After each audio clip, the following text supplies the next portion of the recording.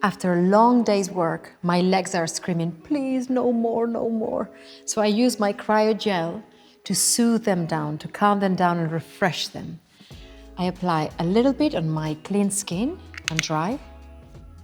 Apply a little bit of the Cryo gel on the areas that I feel most tight. In my case, always the calves, on this area.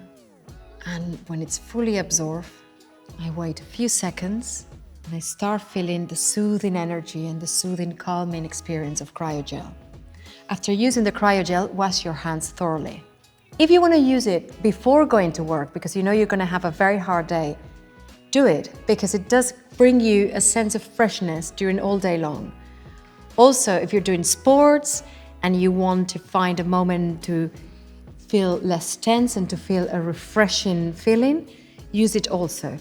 And last but not least, for you pregnant ladies out there, use Cryo gel for your tired legs and your tired feet, and you'll see the difference. When the stress or physical activity becomes too demanding, it takes a toll on your body.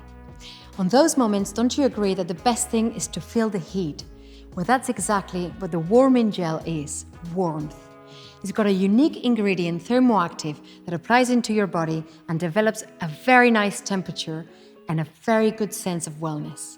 By night, when I feel tired and tense in some areas of my body, I love to apply the very soothing and calming and heating effect of the warming gel. My area where I always get very tense are my shoulders. So I grab a little bit of the product and I massage it here like that, pressing in all this area until I feel that it's fully absorbed. I leave it for a few seconds and I let it work. And I start feeling a very soothing sensation, very warming.